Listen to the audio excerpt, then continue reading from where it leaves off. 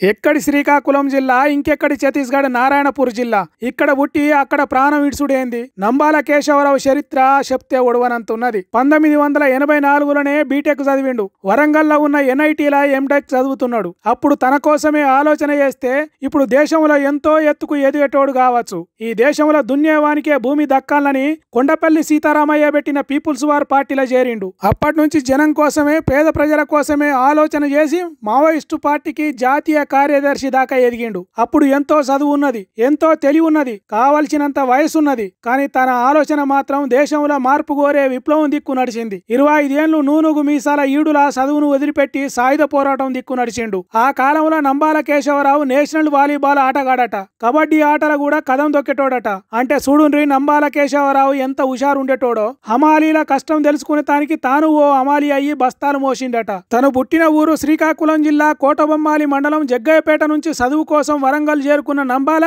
ఆర్ఎస్యూలో చేరిండట తర్వాత peoples war ఆ తర్వాత విశాఖ తూర్పు గోదావరి ఏరియాల ఇన్ఛార్జిగా ఆ తర్వాత పార్టీ కార్యదర్శిగా పనిచేసిండట కాలం గడిచే కొద్దీ తుపాకులు బట్టి పోరాటం చేసే పార్టీలన్నీ కలిసి మావోయిస్టు పార్టీగా మారినాయి ఆ పార్టీల మొట్టమొదలు సభ్యునిగా ఆ తర్వాత కేంద్ర కమిటీ సభ్యునిగా ఆఖరికి పార్టీకి పెద్ద లీడర్ అంటే నెంబర్ 1 నాయకుడు అయిందట తను పనిచేస్తున్నప్పుడు కేంద్ర రాష్ట్ర సర్కార్లతోని పోలీసులతోని పోరాడటానికి ఎన్నో ఎత్తులు వేసిందట మెరుపు దాడులు చేసుడు శత్రువుల కళ్ళు గప్పి తప్పించుకునుడు ఎవరు అనుకోని ఎత్తులు చేసుట్లా నంబాల కేశవరావు మునగాడట మారు పేర్లతోని పోవాల్సిన కాడికి పొయ్యి వచ్చుడు పోలీసుల చేతికి చిక్కినా వాళ్ళను మత్పరిచి మాయ చేసుడు ఆదివాసుల గూడాలను హక్కున చేర్చుకునుడు గెరిల్లా యుద్ధ ఎత్తుగడలు చేసుట్లా కేశవరావును మించినోళ్లే లేరట మావోయిస్టు పార్టీలా అందుకే అంత పెద్ద లీడర్గా ఎదగగలిగిండు కావచ్చు అయితే 2026 వరకు దేశంలో మావోయిస్టులు అనటోలనే లేకుండా చేస్తామని చెప్పిన సెంటర్ సర్కార్ ఆపరేషన్ కగర్ పేరుతోని ఎన్కౌంటర్లు చేస్తాంది అట్లా ఛత్తీస్గఢ్ రాష్ట్రం నారాయణపూర్ జిల్లాలో జరిగిన ఎన్కౌంటర్ల నేల కొరిగిండు నంబాల కేశవరావు ఇట్లా పార్టీ కేంద్ర కమిటీ కార్యదర్శి పోలీసుల చేతుల జీవిట్ సుట్ల